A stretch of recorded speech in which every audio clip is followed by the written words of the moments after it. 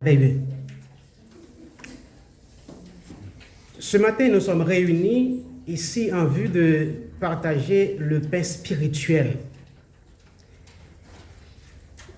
Nous allons méditer ensemble sur la vie d'un homme, un serviteur de Dieu, un prophète, mais qui n'est pas comme tous les autres prophètes.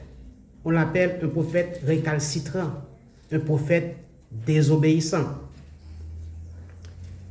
Il s'agit du prophète Jonas. Le livre de Jonas est à la fois un récit de foi, de désobéissance et de miséricorde divine. Jonas fut appelé à accomplir une mission très semblable à celle des autres. Mais la réponse de Jonas était différente à celle des autres. Lorsque Dieu a appelé, a dit, « Qui enverrai-je » Et le prophète Isaïe a répondu, « Me voici, envoie-moi » Tel ne fut pas le cas de Jonas. Jonas était appelé à annoncer la bonne nouvelle, la nouvelle de repentance au peuple de Ninive, un peuple qui s'enfonçait dans l'iniquité, dans la méchanceté. Cependant, contrairement aux autres prophètes, Jonas répondit en cherchant à fuir sa mission. Mais en fait, Jonas n'a pas refusé à cause de la lâcheté. Bien qu'il y avait une histoire entre le peuple de Ninive et les Israélites. Parce que les Assyriens, de leur côté, à plusieurs reprises, ils ont été capturés les enfants d'Israël et les maltraitaient. Donc il y a des histoires de mécontentement entre ces deux peuples. Mais nous parlons d'un prophète, d'un homme de Dieu.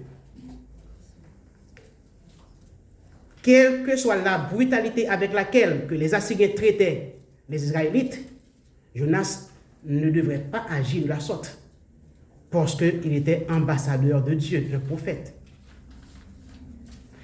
Mais le problème de Jonas ne semble pas être la lâcheté, mais plutôt le ressentiment qu'il a eu contre le Seigneur. Comme nous venons de lire dans Jonas 4, versets 2 à 4. Jonas avait du ressentiment parce qu'il a vu en Dieu qui va donner de l'opportunité à un peuple détesté, un ennemi, la chance de se repentir. C'était là le problème de Jonas. Et pour une personne qui a appris à avoir l'amour chrétien envers tous les hommes, l'attitude de Jonas semble presque incroyable. Mais pour un Israélite qui avait appris qu'il appartenait au peuple élu, la lignée d'Abraham, et que les gentils eux-mêmes, les païens, étaient des corrompus, bien que cela nous puisse nous surprendre, certes, car nous attendons de Jonas, comme étant un prophète, une attitude différente de la part des prophètes du Seigneur. Mais la réaction de Jonas était très humaine. En lisant l'histoire de Jonas, nous allons essayer de comprendre pourquoi Jonas a-t-il réagi de cette manière.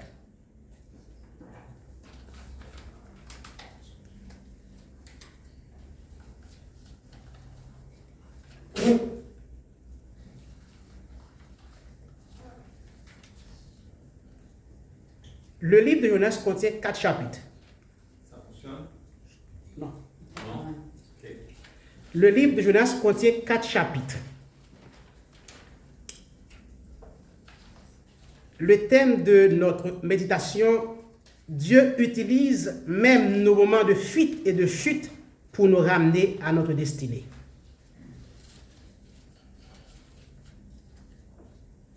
En racontant l'histoire de Jonas, il y a de nombreux érudits qui considèrent que c'est une allégorie, c'est une fable, une parabole. Et je dois vous dire ce matin que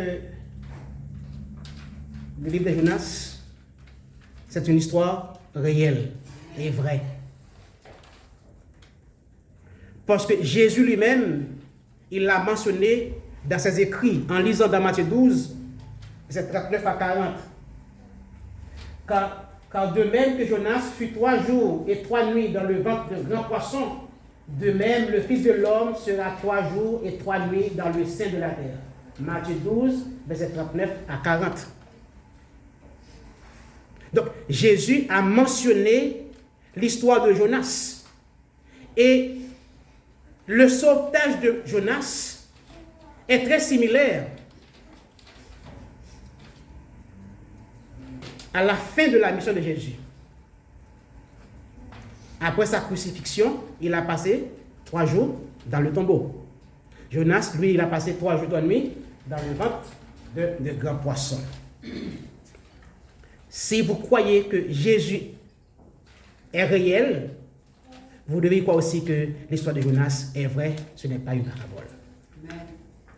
Dieu a utilisé l'histoire de Jonas pour nous démontrer combien il est important aux yeux de Dieu l'âme de ses enfants. Que vous soyez riches ou pauvres, païens ou non, Dieu s'intéresse à la vie de ses enfants.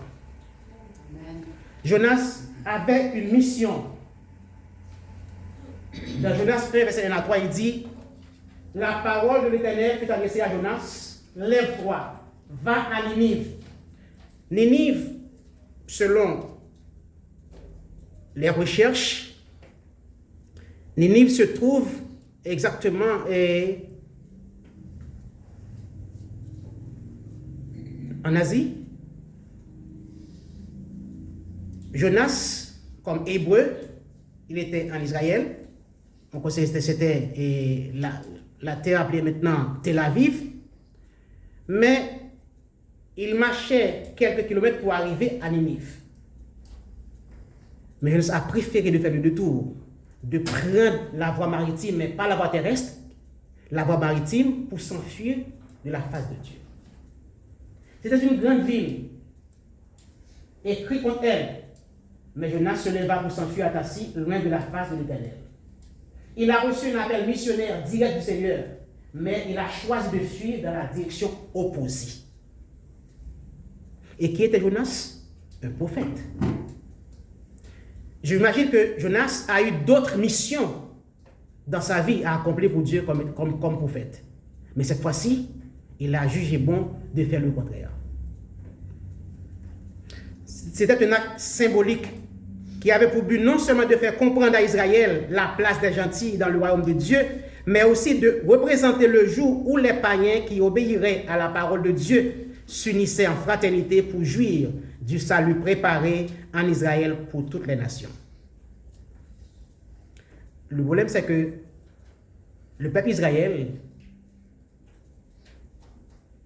avait de mauvais souvenirs de l'armée des Assyriens. Et comme c'était leur ennemi, disons que pour les Israéliens, c'était une vengeance. Quand il a entendu que Dieu a envoyé Jonas, Dieu allait détruire Ninive. C'était pour eux une satisfaction. Parce que Dieu va détruire ses ennemis. Je peux comprendre comment Israël, le peuple, peut agir de la sorte. Mais le prophète de Dieu, qui a reçu le message de salut, ce que vous devez observer ici, c'est le caractère humain de Jonas.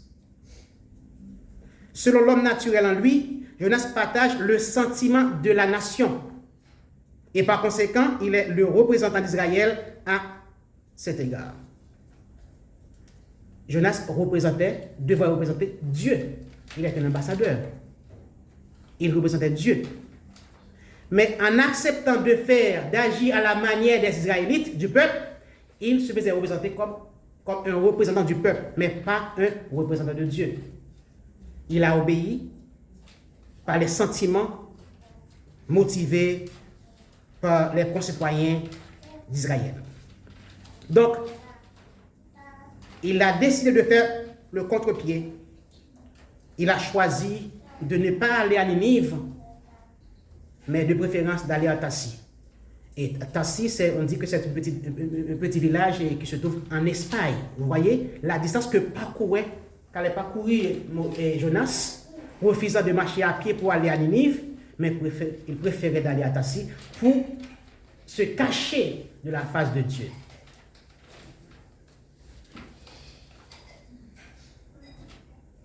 Jonas, comme prophète, il savait qui était Dieu. Il savait qui il servait. Mais cette fois-ci, il n'a pas voulu obéir à la voix de Dieu.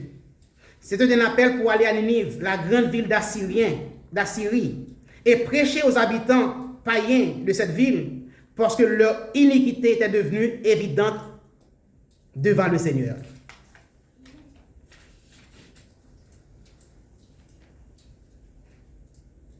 Jonas se sent déchiré entre sa fidélité à Dieu et ses émotions fortes.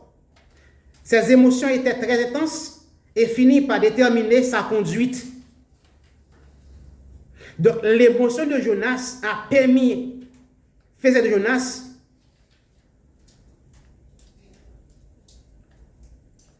le prophète récalcitrant. Il voulait accompagner le peuple qui voulait la destruction totale de Ninive. Et il a pris la décision de fuir le pays et de s'éloigner d'une responsabilité qui lui semblait désagréable. Il n'avait pas l'intention d'abandonner son ministère prophétique. Il voulait simplement s'absenter sans permission pendant un temps, jusqu'à ce que la situation désagréable se résolve. De nos jours à l'Église, nous, comme chrétiens, nous ne devons pas abandonner de venir à l'église. On vient chaque samedi. Mais parfois, on essaie de nous écarter de la mission.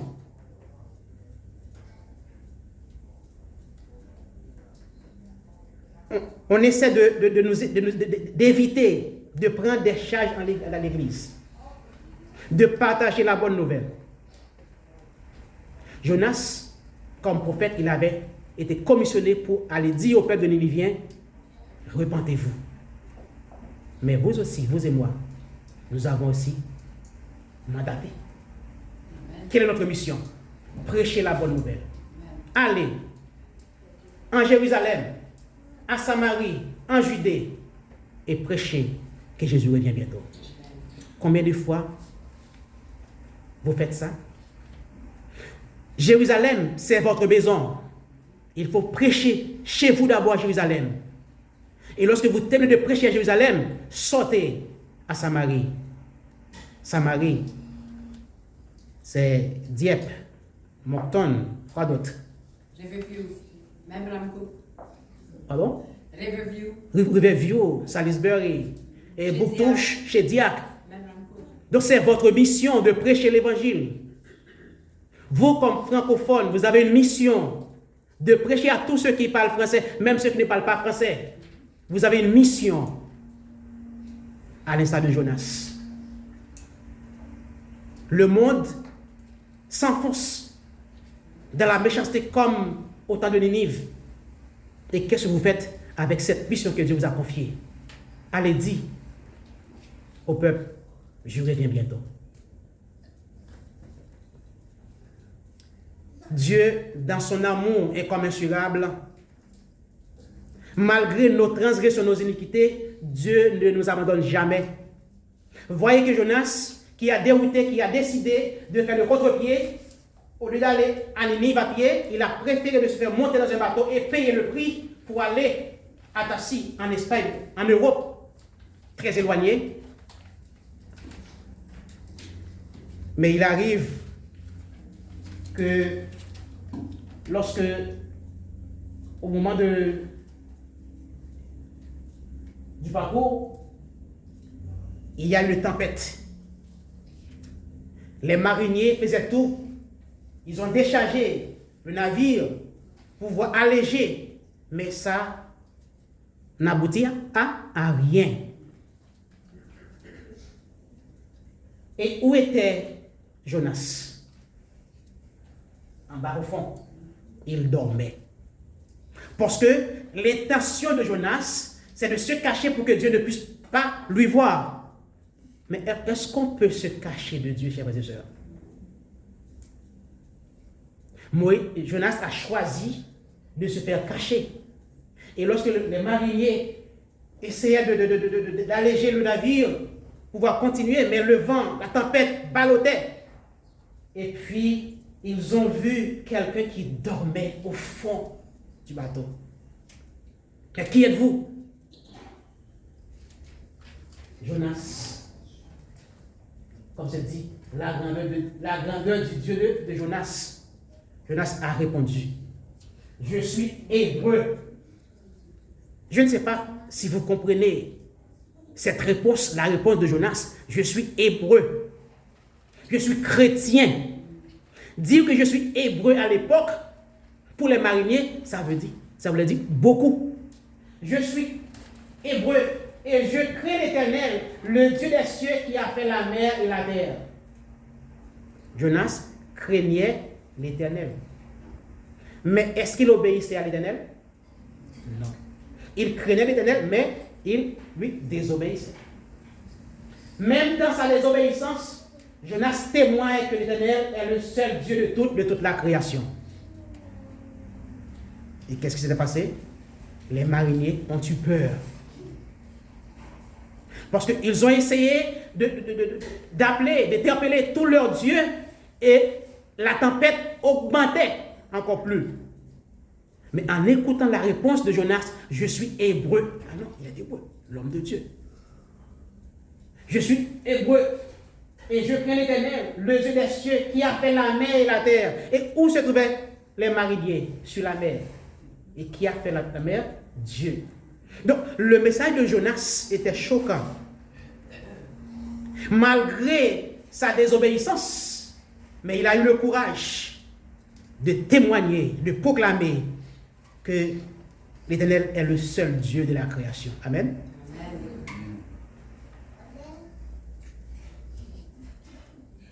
Mais maintenant, les mariniers voulaient atterrir. Mais la tempête saccageait encore beaucoup plus. Et Jonas a compris qu'il ne pouvait pas s'enfuir de la face de Dieu. Et il a dit, c'est moi. Parce que j'ai fait des choses désagréables à Dieu. Il a parlé aux mariniers pourquoi il était en route pour aller à Tassi. Donc son parcours n'était pas aller à Tassi, mais sinon aller à Ninive. Il a fait le sens opposé. La tempête, la mer était de plus en plus orageuse. Maintenant, que ferons-nous? Demandaient les mariniers. Jonas a dû prendre une décision terrible. Il essayait de fuir la face de Dieu. Maintenant, arrivé face au danger, il n'a pas le choix. Il a compris que lui, il était le responsable de cette catastrophe. Il a dit, prenez-moi et jetez-moi dans la mer, car je sais que c'est moi qui attire sur vous cette grande tempête. Les mariniers n'étaient pas des chrétiens, pas vrai? Ils n'étaient pas hébreux. Ils ne connaissaient pas Dieu. Parce qu'ils ont essayé d'interpeller leur Dieu et rien n'a marché. Et lorsque Moïse et Jonas a dit, prenez-moi et jetez-moi dans la mer, car je sais que c'est moi qui attire sur vous cette grande tempête, ils ont eu peur. Parce que mettre la main sur l'homme de Dieu pour le jeter en mer, qu'est-ce qu'il attendait? La mort. Ils ont eu peur. Eh bien, les mariniers ont prié le Dieu de Jonas. Ils ont demandé pardon. Ils ont offert des sacrifices à Dieu. Mais malgré tout, ils ont essayé de se ramener. pour arriver par terre, sur le sol. Il n'a pas pu. La tempête encore plus mauvaise. Ils n'ont pas eu le choix. Parce que Dieu avait un plan pour Jonas. Donc l'homme a essayé. Parce qu'il ne connaissait pas le plan de Dieu. Les mariniers, malgré, ils ne connaissent pas le Jéhovah de Jonas. Mais ils ont essayé de voir comment se ramener par terre afin de pouvoir sauver à Jonas. Ils n'ont pas pu. Ils ont pris Jonas, ils l'ont jeté dans la mer. Où était Dieu? Il était là. Il regarda Jonas, il regarda aussi les mariniers. Il a envoyé un grand poisson de sauvetage pour accaparer Jonas au milieu de la mer. L'amour de Dieu au milieu du carreau. L'Éternel fut venu, un grand poisson pour engloutir Jonas, et Jonas fut dans le ventre du poisson 3 jours et 3 nuits. Ce qui semblait être une punition était en réalité un acte de sauvetage divin. Dans le ventre du poisson, Jonas pria. Jonas essayait de fuir la face de Dieu. Maintenant, Jonas se trouve, pensez-vous bien, se trouver dans le ventre du poisson. Ce n'était pas la maison de Jonas, pas vrai? Donc, le ventre du poisson, c'est quoi? Ça symbolise un moment de crise, de difficulté, d'isolement, de séparation ou de confrontation intérieure. C'est ce que confronta Jonas en ce moment, lorsqu'il se trouvait à l'intérieur du ventre du poisson. Et comme il était confronté, il se trouvait dans un moment de crise. Ce moment difficile n'est pas une fin, mais une étape de transformation. Maintenant, Jonas a compris qu'il essayait de fuir la face de Dieu. Maintenant, il se trouve à l'intérieur du ventre du poisson. Il se trouve en difficulté. Il n'a pas d'autre choix, sinon que chercher la face de Dieu. Jonas a opté pour prier le Seigneur. Dans ma détresse, j'ai invoqué l'Éternel et il m'a exaucé. Dieu ne rejette pas ses sœurs et frères, mais Dieu restaure et redirige vers la mission.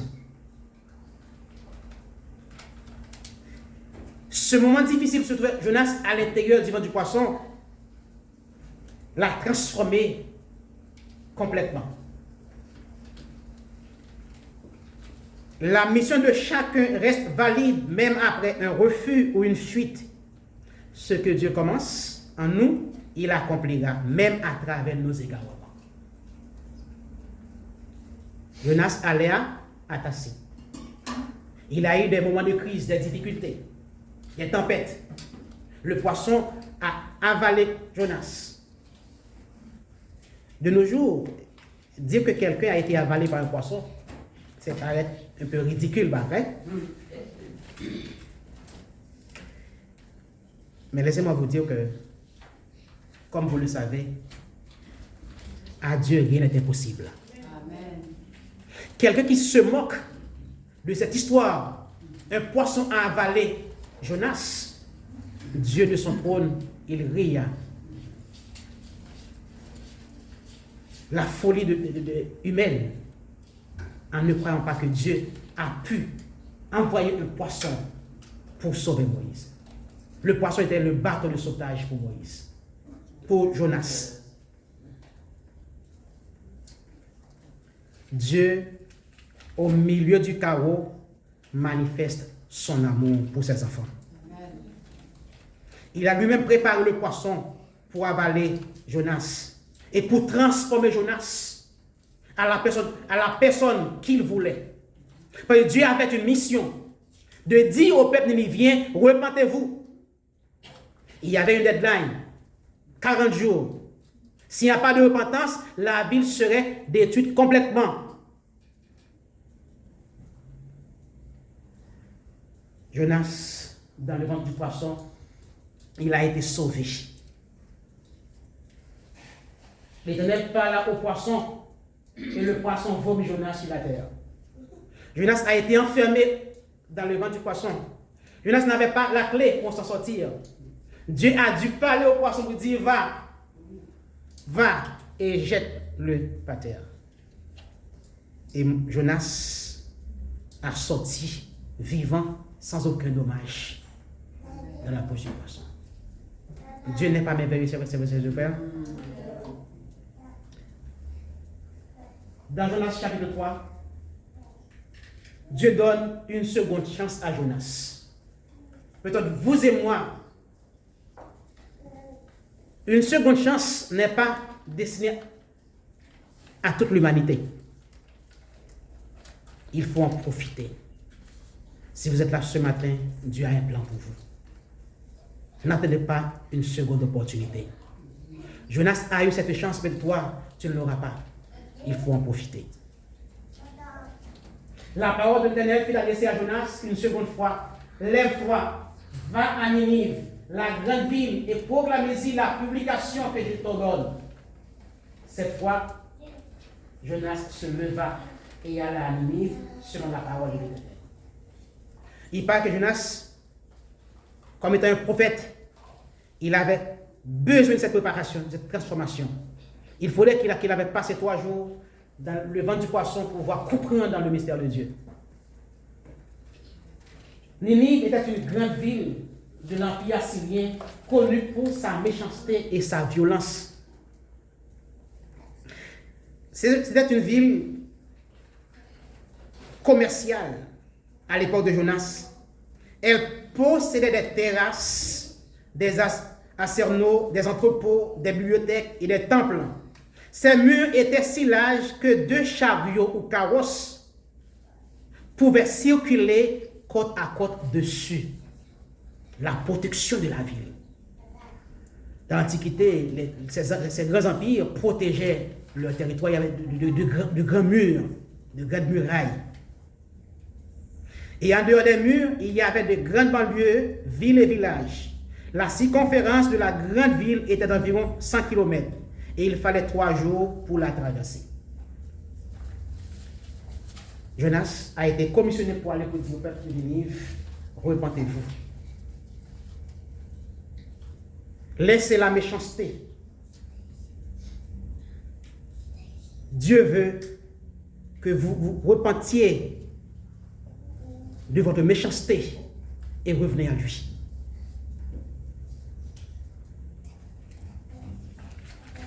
Mais cependant,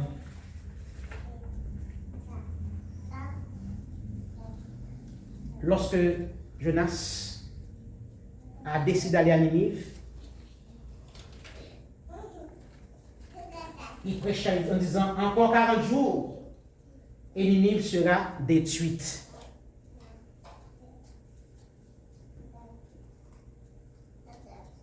Mais Jonas, après avoir passé 3 jours dans les ventres du poisson, maintenant, la seconde chance qu'il a eue, c'était d'aller à Ninive. Jonas se dirigeait à Ninive. Il fallait passer 3 jours pour sillonner la ville de Ninive. Et pourtant, Jonas a passé en un seul jour. Il a prêché. Et les gens étaient assoiffés de l'évangile. Le peuple ninivien a accepté le message de repentance. Ils étaient repentis. Et même le roi a ordonné par décret que tous les hommes, les habitants de Ninive, et même les animaux, de se jeter en prière, de jeûner. Lui-même, il a pris son sac et cendre. Il s'humilia.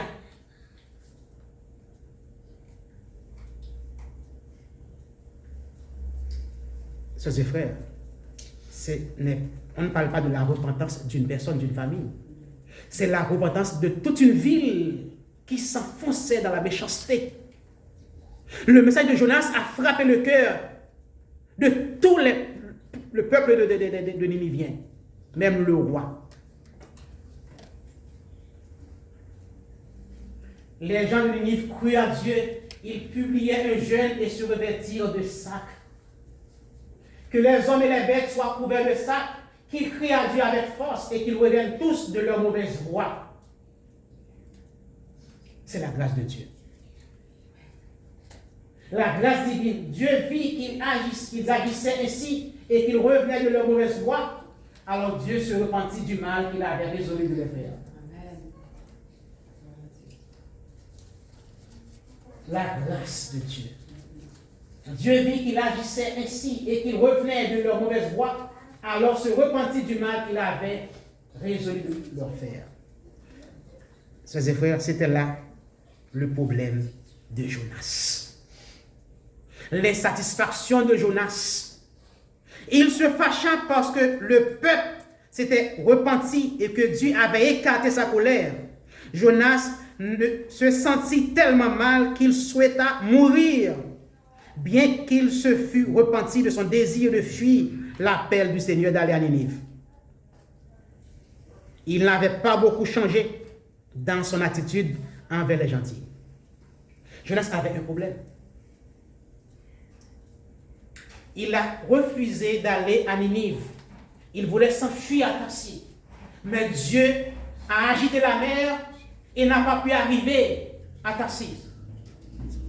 Ce même Dieu, dans son amour, il s'est manifesté et a envoyé un grand poisson pour avaler Jonas. Et Jonas est sauvé. Il se sauva par la puissance de Dieu. Il a été transformé. Mais la transformation n'a pas été complète. Parce que ce qu'il y avait dedans était toujours présent. Parfois, on vient à l'église chaque sabbat. Nous avons des contre-cœurs, des dents contre un prochain. Et on met chaque sabbat. C'est le caractère humain.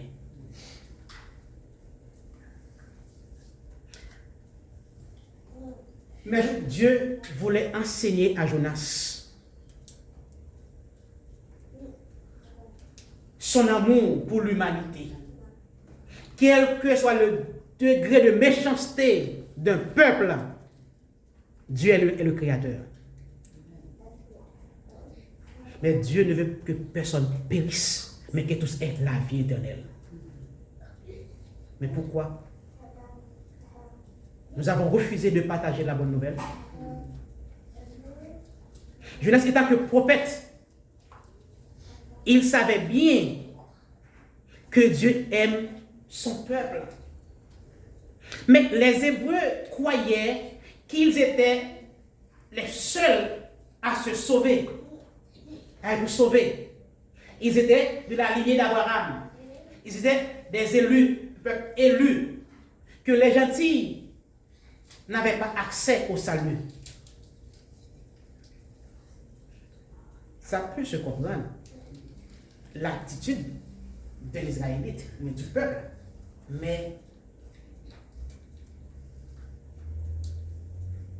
un prophète, comme vous me dites, par exemple, l'église, quelquefois l'église a des problèmes avec quelques frères qui sont païens, et puis le pasteur de l'église, comme leader, qui devrait acheminer le peuple vers la sanctification, et puis il a accepté de faire comme les sœurs et frères, d'avoir des ennemis aussi. Non, je ne veux pas prêcher ces païens-là parce qu'ils ont fait du tort aux membres de mon église. Mais non. Le Seigneur lui enseigne d'une manière compréhensible que toutes les choses sont dans ses mains. Jonas a accepté d'aller à Ninive cette fois-ci. Il a prêché en un seul jour. Repentez-vous. En 40 jours, si vous ne repentez pas, Ninive va être détruit. Le peuple a accepté d'un revers de main le message. Il proclama la prière jeûne. Le roi ordonne les décrets. Et ce même Jonas, lorsqu'il a fini de partager la bonne nouvelle, il s'enfuit et s'assit pour attendre la destruction. Je ne sais pas si vous comprenez. Pourquoi Jonas a prêché au peuple? C'est pour se repentir après. Mais le pays va être détruit si toutefois, la ville va être détruite si toutefois les gens n'acceptaient pas de se repentir. Mais le résultat que devrait attendre Jonas, c'est la repentance. Mais ce n'était pas là le résultat de Jonas. Jonas attendait que la ville soit détruite. Il s'assit dans un lieu en regardant pour voir comment le feu de Dieu va consumer la ville. Dieu, dans sa bonté, il a permis à un arbre, le ricin, de se grandir. Un seul jour, la nuit, se grandir. Et Jonas assis, l'arbre couvert de branches. L'ombrage pour Jonas s'est épargné de la chaleur du soleil. Jonas était content maintenant, il se sent bien confortable pour attendre la destruction de la ville. Mais il est bien assis maintenant pour voir comment Dieu va détruire la ville. Et puis, il remarqua en un instant un ver vient et piqua l'arbre. L'arbre devient sec en un instant. Jonas se mit en colère. Parce que l'arbre lui protégea contre le soleil, les rayons du soleil. Maintenant, l'arbre n'est plus. Jonas se sentit irrité. Maintenant, les vents viennent de l'est, de l'Orient, sont très destructeurs, car ils viennent du désert d'Arabie.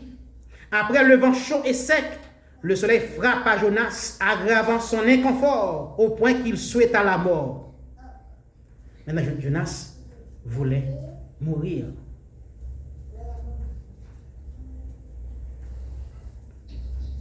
Pourquoi? Parce que l'arbre est séché. Le soleil le frappa. Le vent lui saccagea. Maintenant, il demanda la mort.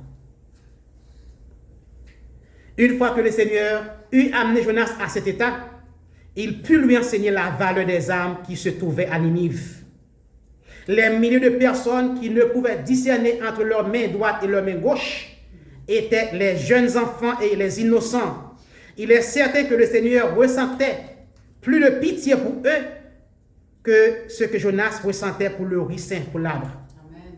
Par l'intermédiaire de cette simple plante, le Seigneur lui enseigna la façon dont Dieu aime tous ses enfants. Jonas avait des cordes dedans pour le peuple de Ninive. Il prêcha, mais en lui, il ne voulait pas vraiment que le peuple soit repenti. Il voulait la destruction comme étant la vengeance.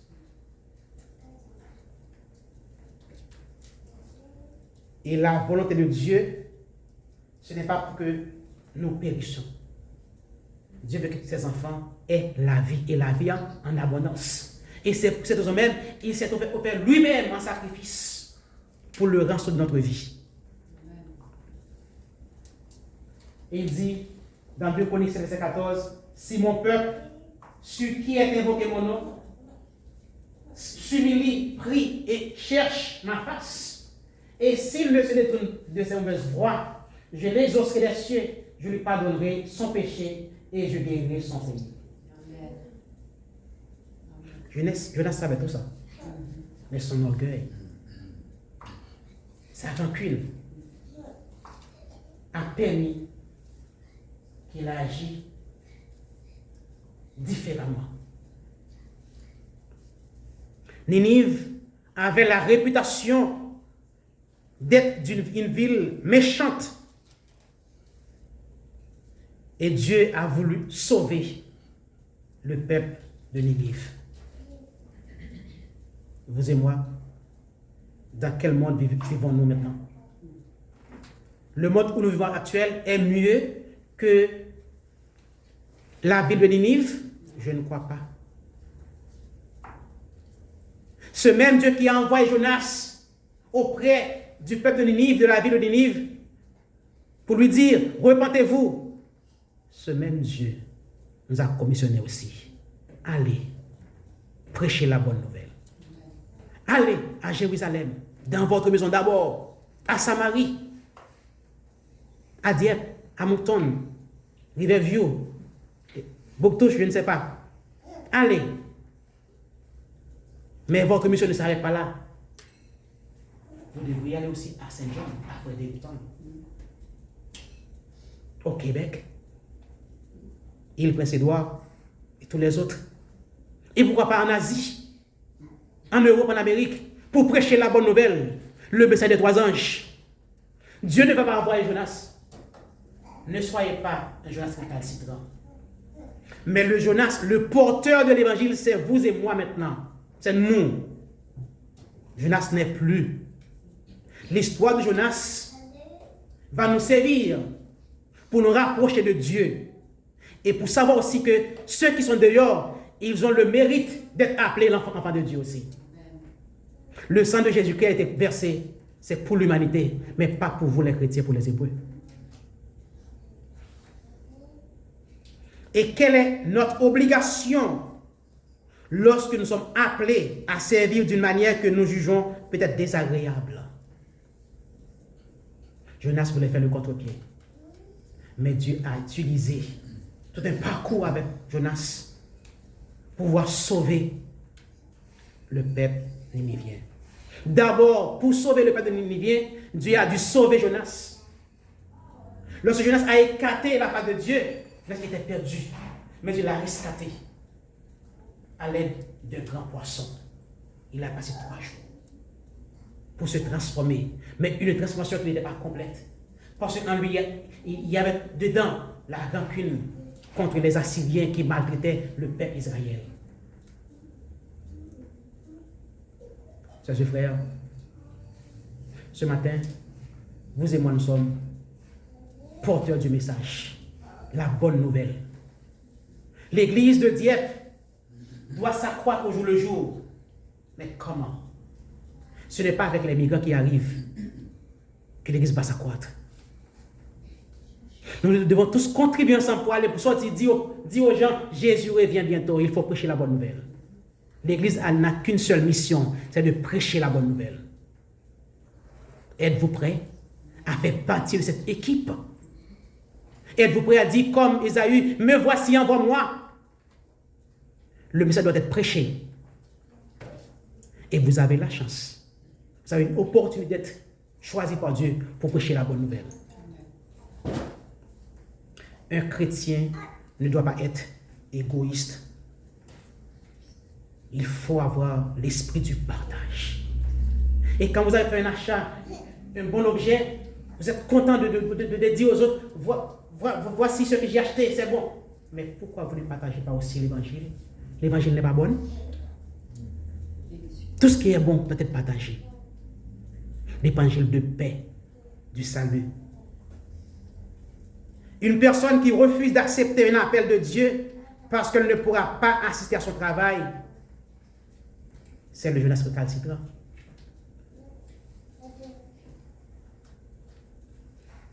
L'individu qui est toujours endetté et ne donne pas ses dîmes et des offrandes.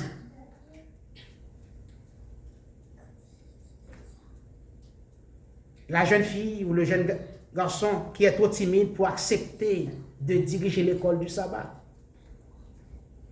Vous êtes tous appelés à témoigner la grandeur de Dieu. Jonas, malgré sa récalcitrance, dans des moments difficiles, il a compris qu'il avait besoin de l'aide divine. Et il prie à Dieu. Et Dieu l'a écouté, Dieu l'a exaucé, chers frères. Dieu est toujours là. Il est disponible. Il ne rejette jamais ses enfants. Peut-être la patience de Dieu paraît-il longue, mais Dieu n'oublie pas ses enfants. Il connaît dans quelle situation vous vous trouvez. Il connaît vos besoins. Il connaît combien vous vivez un moment de crise. La seule chose, vous devez lui approcher. Répentez-vous, chers frères. Dieu veut vous sauver. Et si mon peuple s'humilie et se détourne de ses mauvaises voies, s'il me recherche, je me laisserai trouver par lui. Dieu est là, il reste debout, il vous attend. Nous avons une mission. L'église de Dieppe a une mission. Ce n'est pas de venir à l'église chaque sabbat. Venir à l'église, nous fraterniser, adorer le Créateur, mais aussi notre mission, c'est aller de dire aux autres, viens, il y a quelque chose de bon ici. Viens y goûter. Je ne sais pas quelle était la dernière fois que vous avez parlé de Jésus à un camarade. Jonas n'a pas eu peur, malgré sa désobéissance, de s'identifier comme un Hébreu. Et vous?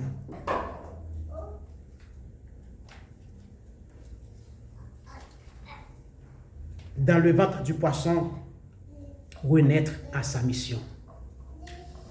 Jonas a eu la chance de passer 3 jours dans le ventre du poisson afin de comprendre l'essence de sa mission, que Dieu a voulu sauver le peuple de Ninive, qui eux aussi sont ses enfants. Et tout le peuple a accepté de se repentir, de venir à Dieu. Donc vous et moi, notre mission, c'est de prêcher l'évangile. De nous repentir d'abord, comme à Jérusalem, et puis sortir pour dire ailleurs, Jésus revient bientôt. Que Dieu vous bénisse. Amen.